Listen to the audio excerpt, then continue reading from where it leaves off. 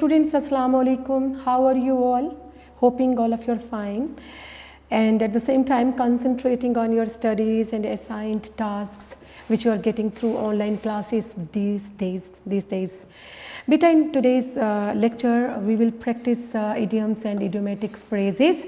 You know that we have started this portion of idioms and idiomatic phrases from unique notes, and these idioms are given basically in alphabetic order. So we have practiced almost 28 idioms right now. Fine. So let us start, or let us do some more practice and let us do some more idioms.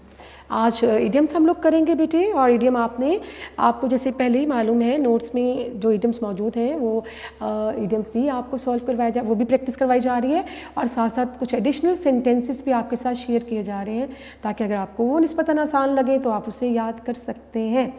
तो आज का काम शुरू करते हैं बेटे। आपके पास topic क्या है? Idioms and idiomatic phrases। जी बेटे, हमने नोट्स में से तकरीबन 28 इडियम्स जो हैं उसकी प्रैक्टिस कर ली है। अब 29 पे देखते हैं हमारे पास नेक्स्ट इडियम क्या है। That is to be at a pinch. To be, it's number 29। To B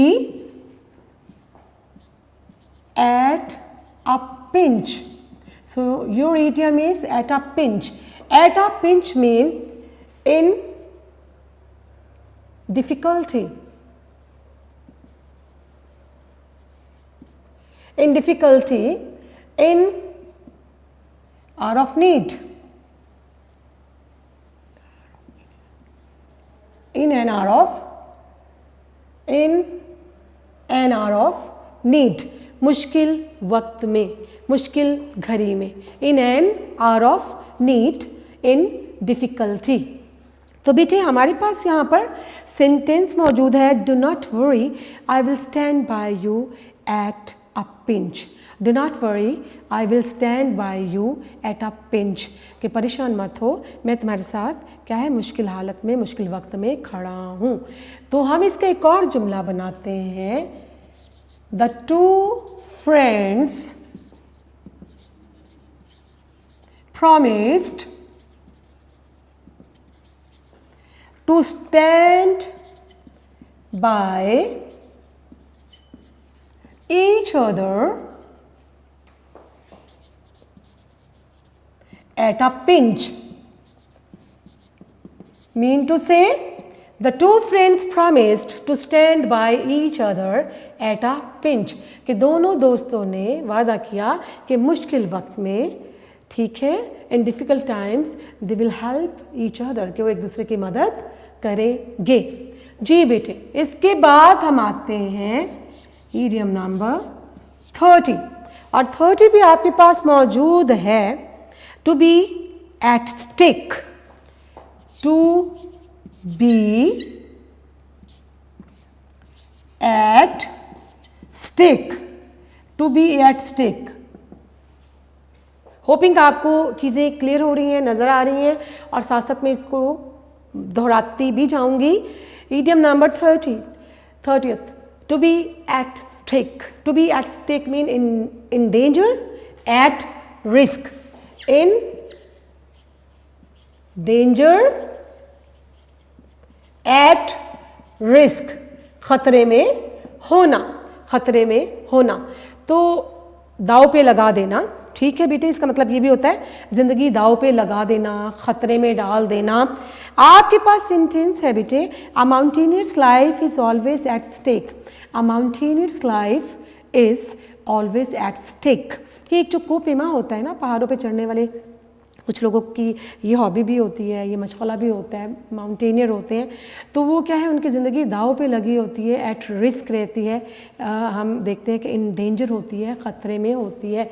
तो हम इसका जुमला बना सकते हैं। एक और जुमला आसान सा ले लेते हैं कि his business His business was at stake during the war. During the war. तो क्या आपके पास सेंटेंस है? The sentence is his business was at stake. His business was at stake during the war. कि जंग के दौरान उसका जो बिजनेस है, उसका जो कारोबार है, वो दाव पे लग गया था, ख़तरे में आ चुका था. ठीक है जी. नेक्स्ट है, हम देखते हैं 31 नंबर पे. नेक्स्ट हमारे पास इडियम जो है वो क्या आ रहा है?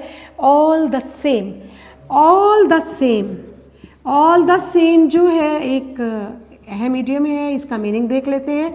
बेटा it means any how,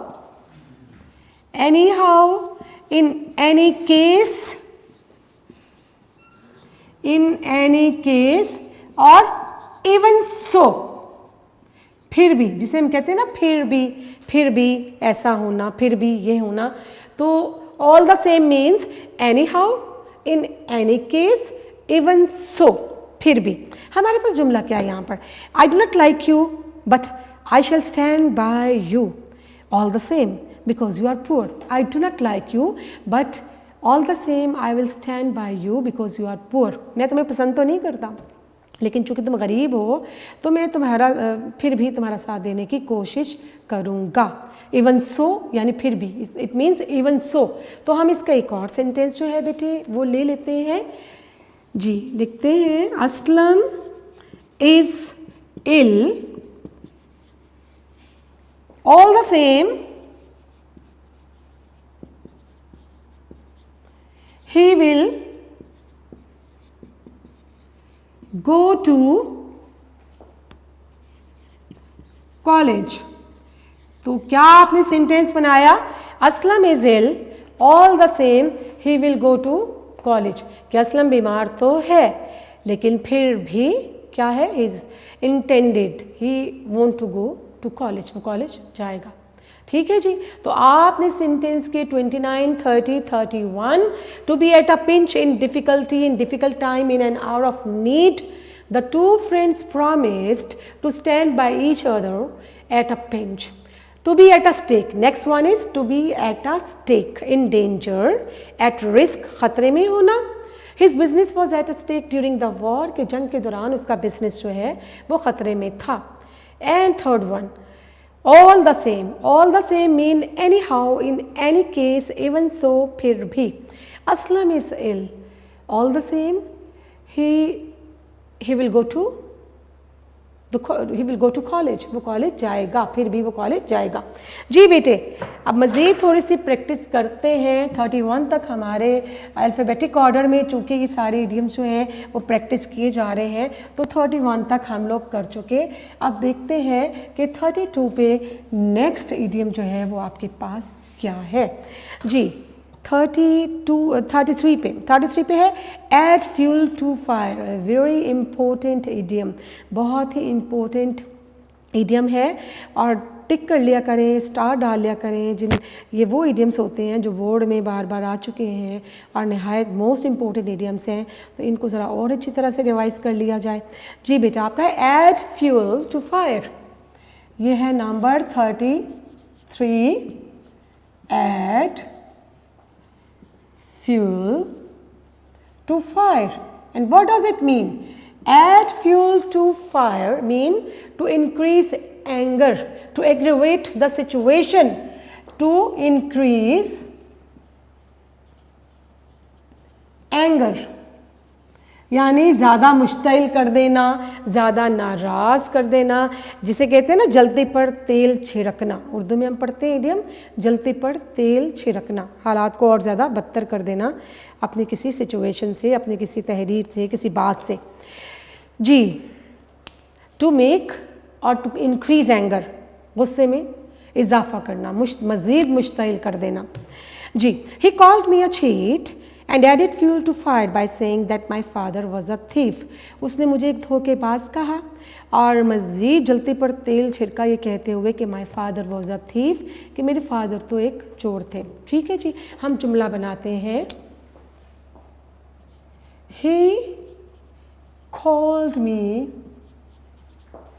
useless and added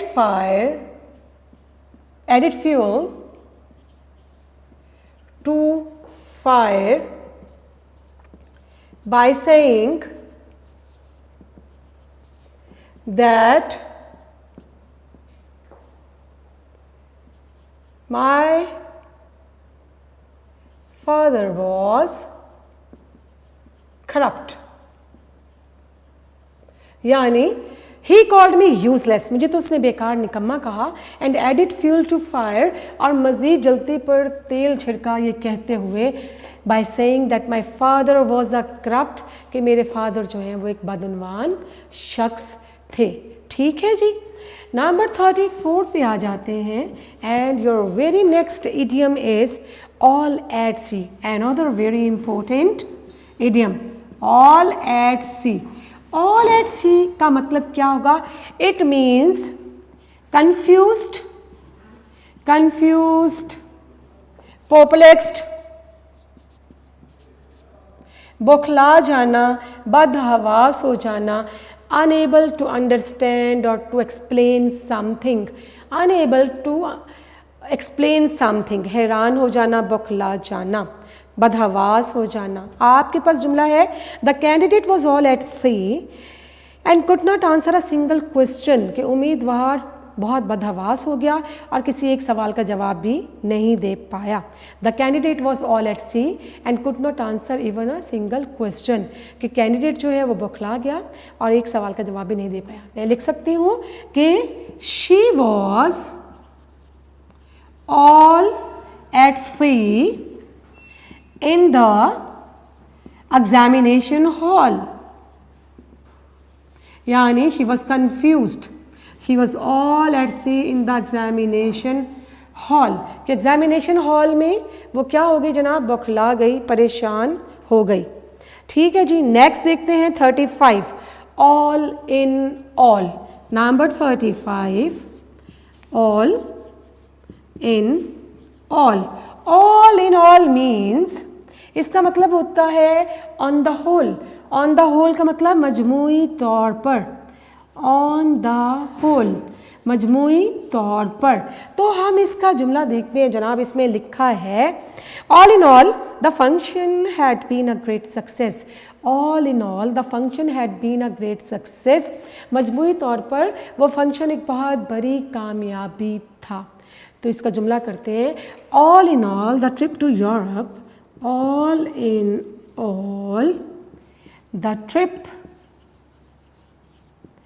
to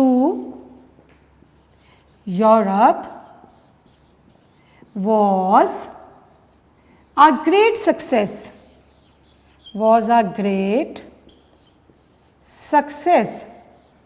यानी मजमूई तौर पर यूरोप की जानिब जो टूर किया गया था वो बहुत बड़ी कामयाबी साबित हुआ. जी बेटे 35 तक आपने कर लिए. 30 एक दफ़ा इसको रिवाइज करते हैं. 33, add fuel to fire mean to increase anger. He called me useless and added fuel to fire by saying that my father was corrupt. ठीक है जनाब.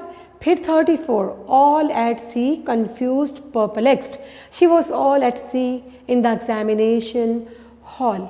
Number 35, all in all. all in all का मतलब on the whole, मजमूई तौर पर. all in all the trip to Europe was a great success. या कह सकते हैं all in all the function was really wonderful. all in all the function was really wonderful. ठीक है जनाब. 35 तक आपके होंगे सेंटेंसेस. और बेटे थोड़े से मज़ीद इस लेक्चर जो है इसको अवेल करते हैं और थोड़े से मज़ीद जो है सेंटेंस उसको भी प्रैक्टिस करते हैं, हम उनके मीनिंग्स भी पढ़ते हैं. जी बेटे आपके पास अब नंबर 36 पे है Aladdin's lamp. Number 36 and your idiom is Aladdin's lamp.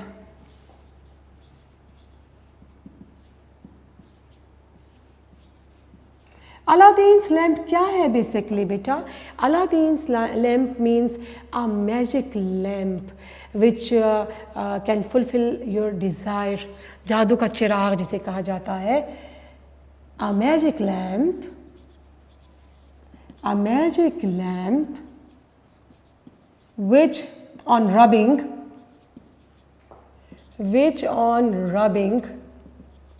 can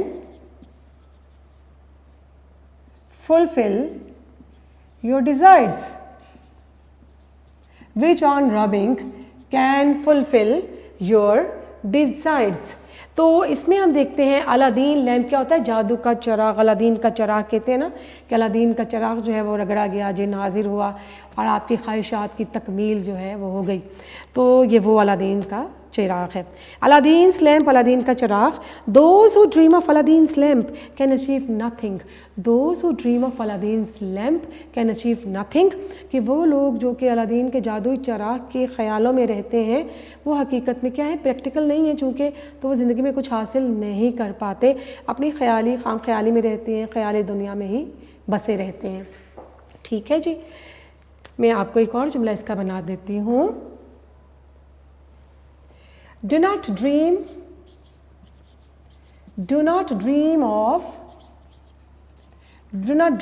of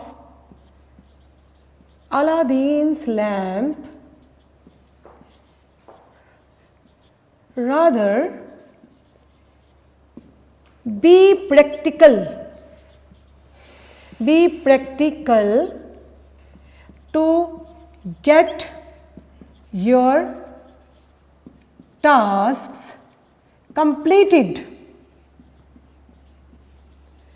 ठीक है जी, हम देखते हैं कि जुमला क्या है। Do not dream of Aladdin's lamp, कि अलादीन का जादुई चिराग जो है उसकी सोचों में मत रहो, उन सोचों से निकलो। Rather be practical to get your task completed, और अपने टास्क कंप्लीट करने के लिए क्या है? You need to be very practical, you need to come और to face the life of practicality. ठीक है जी, नेक्स्ट नंबर 37 पे नेक्स्ट इडियम जो है वो पढ़ लेते हैं। Number 37 is at a stone's throw.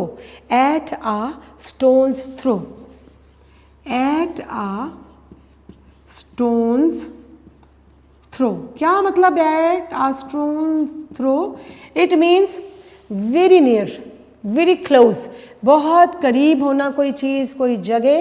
Very near, approachable, close, बहुत करीब, बहुत ही नज़दीक किसी जगह का, किसी चीज़ का मौजूद होना, वाक़या होना। And you are having the sentence of this idiom in the notes, and that is my college is at a stone's throw. My college is at a stone's throw from my house, कि मेरा घर जो है वो मेरे school से बहुत ही नज़दीक है। बल्कि माई कॉलेजेस, मेरा कॉलेज जो है वो मेरे घर से बहुत करीब है। तो हम कह सकते हैं कि द मॉस्क इज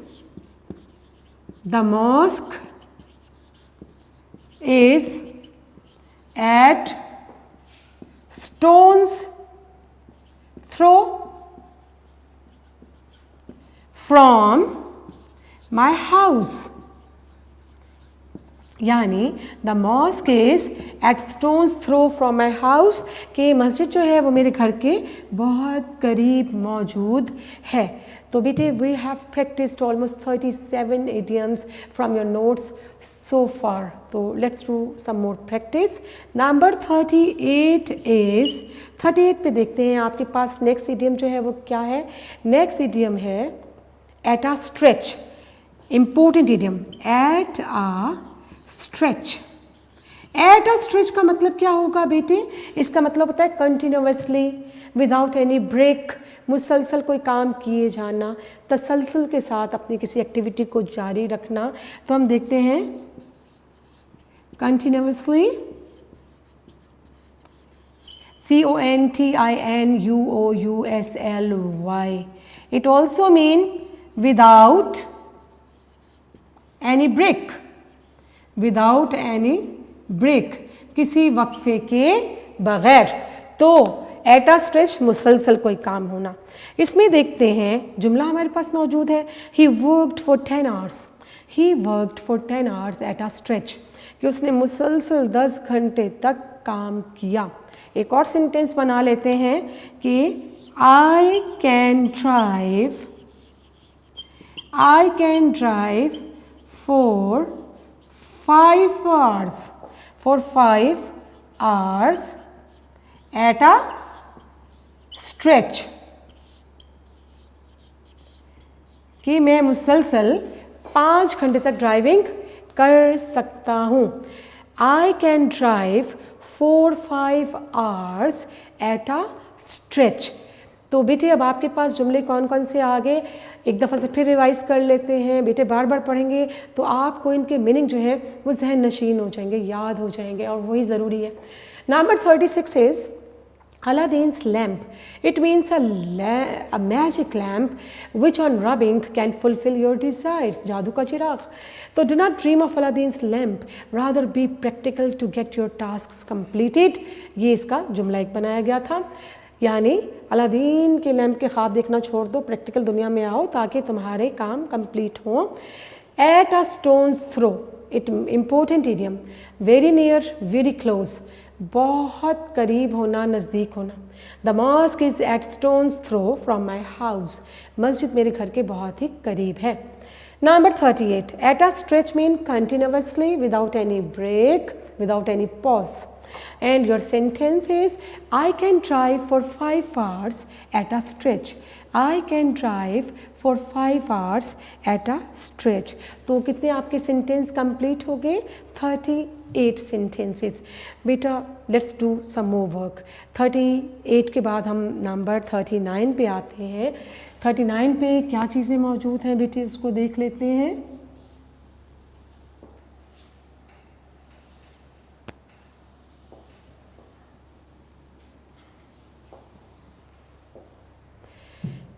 जी बेटे 39 पे आपके पास है at one's wits end. 39 at one's wits end, at one's wits end. And what does it mean? It mean depressed, frustrated, fed up. लिख लेते हैं यहाँ पर। It means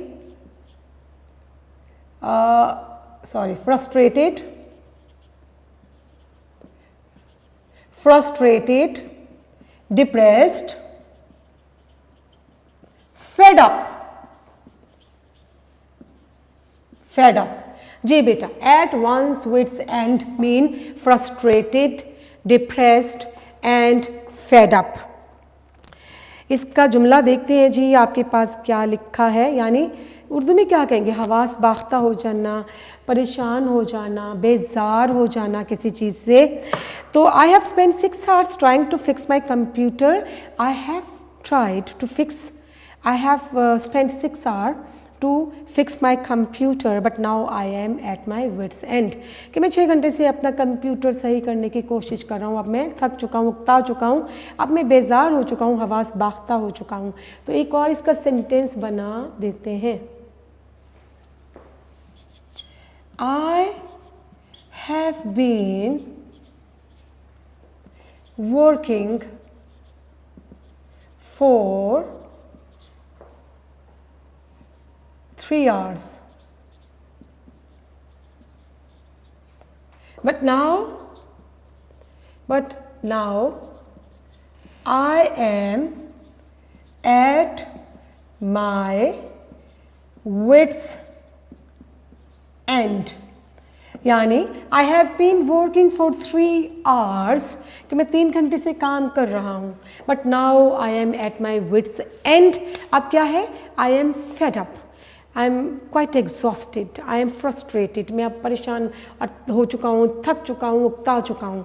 जी बेटे नेक्स्ट देखते हैं number 40, very important idiom at 6s and 7s। Number 40 at 6s and 7s, at 6s and sevens.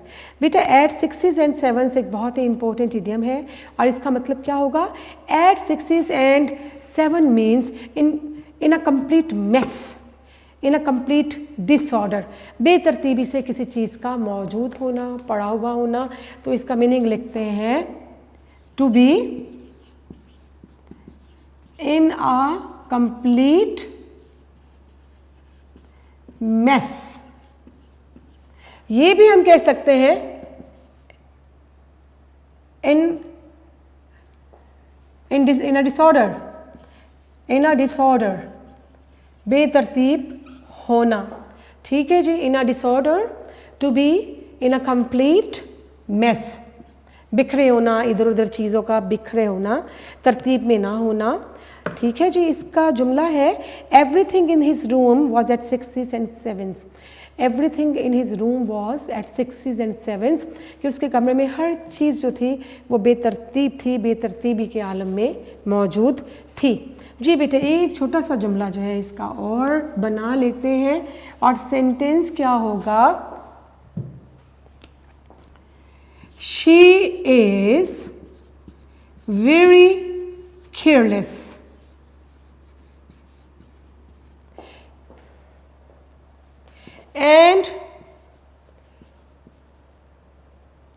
and her room is always at sixes and sevens।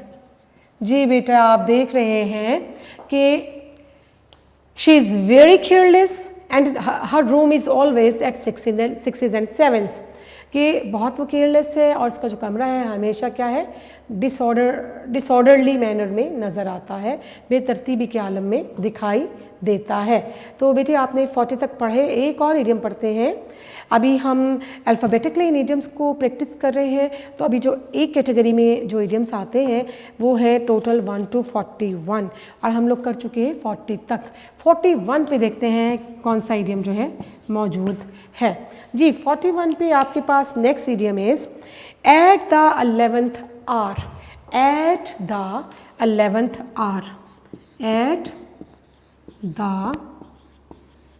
11th hour। At the 11th hour क्या होता है, इसका मतलब होता है N आखिरी मौके पर, आखिरी वक्त पर, एन आखिरी वक्त में, यानी at the last moment. It means at the last moment और मिनट, मोमेंट और मिनट यानी आखिरी वक्त पर। तो इसका सेंटेंस हम देखते हैं, the union called off the strike, the union called off the strike eight the 11th hour, कि यूनियन ने आखिरी एन मौके पर, आखिरी वक्त पर स्ट्राइक जो है वो मनसूख कर दी, उसको कैंसिल कर दिया, कॉल ऑफ कर दिया। ठीक है जी, इसका मतलब क्या होगा, एट द लास्ट मोमेंट, कि आखिरी वक्त पर। तो हम कह सकते हैं कि ही, यहाँ पर एक जुमला जो है और लिख लेते हैं कि ही सबमिटेड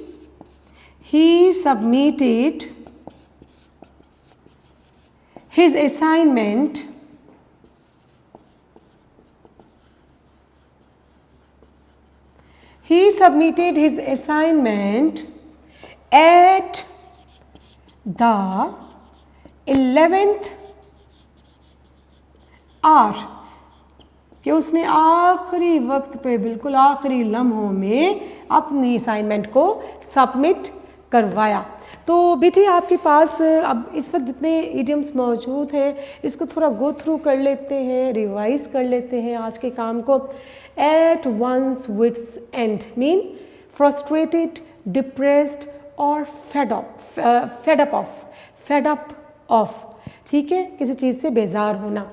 तो sentences, I have been working for 3 hours but now I am at my wits end, कि मैं 3 घंटे से मुसलसल काम तो कर रहा हूँ लेकिन अब मैं उकता गया हूँ, डिप्रेस हो गया हूँ।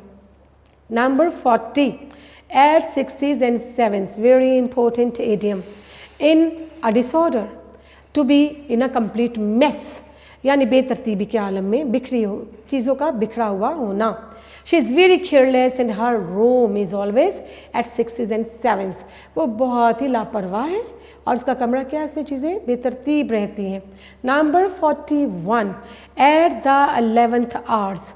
At the 11th hour, at the 11th, it's not 11th hours, at the 11th hour. 11th hour mean at the last moment or at the last minute. So we are having sentence like he submitted his assignment at the 11th hour. He submitted his assignment at the 11th hour. कि उसने आखिरी लम्हे पर अपनी assignment को submit करवाया, जमा करवाया। ठीक है जी, ये आपने अल्फ़ाबेटिक ऑर्डर में ए से जितने भी इडियम्स थे एक्सपेक्टेड, जो इम्पोर्टेंट इडियम्स थे, वो हम लोगों ने प्रैक्टिस किए। तो बेटे थोड़े से बी वाले इडियम्स जो हैं उनको भी आज टच करते हैं, थोड़े से उनको भी सॉल्व करने की कोशिश करते हैं, उनको भी प्रैक्टिस करने की कोशिश करते हैं। बुक में से भी पढ़ा जाएगा और बुक के अलावा जो है हम लोग नोट्स के अलावा कुछ सेंटेंसेस जो हैं वो मैं आपके साथ शेयर कर लूँगी, ताकि आपको थोड़ा सा मज़ीद अंदाज़ा हो जाए कि इन इडियम्स को किस तरह से मज़ीद सेंटेंसेस में इस्तेमाल में लाया जा सकता है। जी बेटे, हमारे पास अब अल्फ़ाबेटिक ऑर्डर में बी, अब जो नेक्स्ट लेटर है वो बी है और बी से स्टार्ट होने वाला जो फर्स्ट इडियम है that is a bed of roses, an important idiom. Number 1 is a bed of roses. A bed of roses क्या होता है? Something comfortable and easy. Something, it means something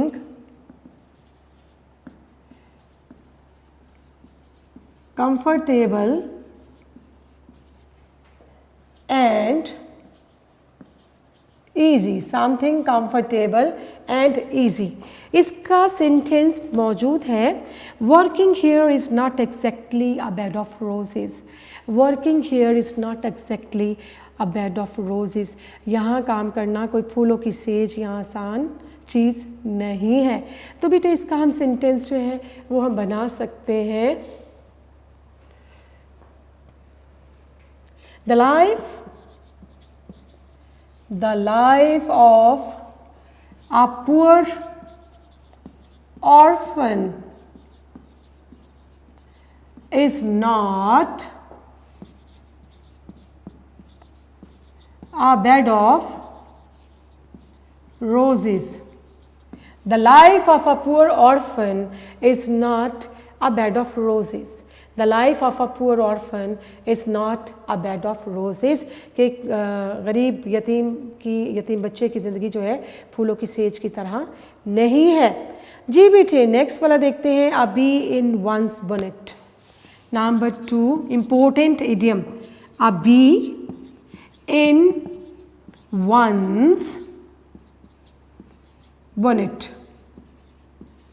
आप जब इडियम कर रहे हो तो अपने नोट्स को भी ज़रूर खोलें, सामने रखें, ताकि वो इडियम भी साथ साथ शेयर हो, जो लिखा है वो भी आपकी आंखों के सामने मौजूद हो और मज़ीद जो आपने यहाँ से नोट डाउन करना है वो भी आप लिखते चले जाएं।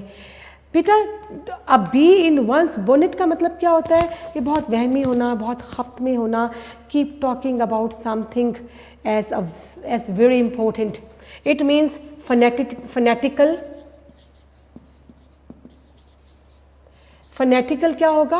आप कह सकते हैं obsessed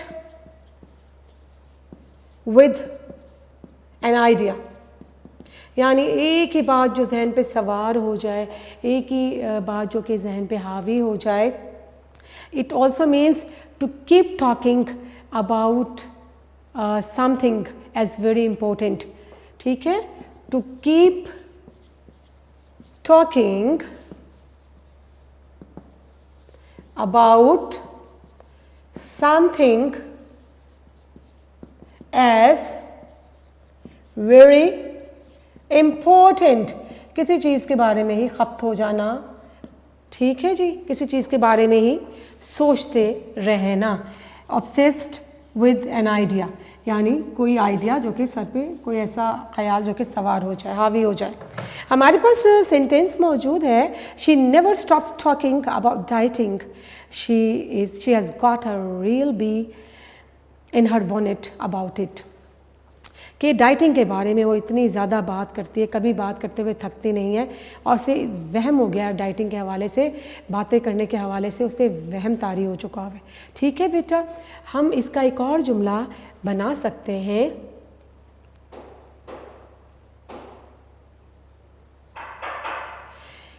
this man has a bee in his bonnet. This man has a bee in his bonnet as he talks about driving all the time. As he talks about driving all the time. तो this man has a be in his bonnet कि इस आदमी को तो कोई बहुत वहम और कोई ख़त जो है सर पे सवार हो चुका है। As he talks about driving all the time, क्योंकि हर वक्त जो है ड्राइविंग के बारे में गुफ्तगू करता रहता है। जी बेटे, ये दोनों इडियम जो है दोबारा से देख लीजिएगा। अ बेड ऑफ रोजेज़ यानी समथिंग कम्फर्टेबल एंड ईजी, कोई चीज़ जो कि बहुत आसान, फूलों की सेज हो। The life of a poor orphan is not a bed of roses, कि यतीम बच्चे की ज़िंदगी जो है वो आसान नहीं है, फूलों की सेज नहीं है। Number 2, a bee in one's bonnet mean fanatical, obsessed with an idea, to keep talking, it's not taking, it's talking, to keep talking about something as very important, किसी चीज़ को बहुत ही important समझते हुए वही बात कहे जाना, वहम तारी हो जाना। This man has a bee in his bonnet as he talks about driving all the time, कि इस शख्स को तो वहम हो गया, खप्त हो गया, हर वक्त ड्राइविंग की बातें करता रहता है। एक बस और इडियम करते हैं, टाइम अब हमारा तकरीबन एंड की तरफ जा रहा है। अ बर्ड्स आई व्यू। जी बेटा, एक इडियम जो है नंबर 3 वो मैं आपके साथ यहाँ लिखती हूँ और शेयर करती हूँ।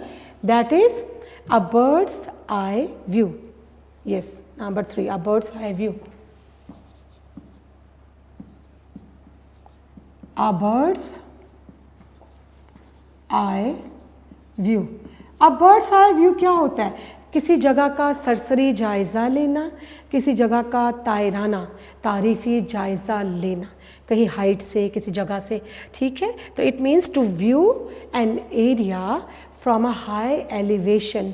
लिख देती हूँ मैं यहाँ पर, to view an area from high elevation. बुलंदी से, किसी जगह से, किसी बुलंद जगह से तायराना जायज़ा लेना। हमारे पास जुमला इसमें मौजूद है। We had a bird's eye view of Islamabad from the plane. हमने हवाई जहाज़ से इस्लामाबाद के शहर का तायराना जायज़ा लिया। मैं इसका एक और जुमला बना देती हूँ। She got excited, she got excited to have a bird's eye, to have a bird's eye view. She got excited to have a bird's eye view of Lahore from the helicopter. She got excited to have a bird's eye view of Lahore from the helicopter. Helicopter से लाहौर का एक तायराना जायज़ा लेकर, एक सरसरी तायराना जायज़ा लेकर वो बहुत खुश हुई। ठीक है बेटा, and that is all for the day. और इंशाल्लाह we will continue our the same thing in the next lecture, and at the same time or simultaneously we will try to cover our text as well. तो बेटा take care, stay home, stay safe, अपना ढेर सारा ख्याल रखिएगा। और चूँकि आपके पास अभी बहुत टाइम मैसर है घर में, तो बेटे घर में आपने अपना भी ख्याल रखना है, अपनी फैमिली का भी ख्याल रखना है, और वालिदैन की बातों को तवज्जो देना है, वालिदैन का कहना मानना है, और अल्लाह की इबादत भी करनी है, अल्लाह को याद भी करना है, अल्लाह का जिक्र करना है हर लम्हा, और सबको दुआओं में याद रखना है अपने साथ। ठीक है बेटा, टेक केयर, अल्लाह हाफिज़।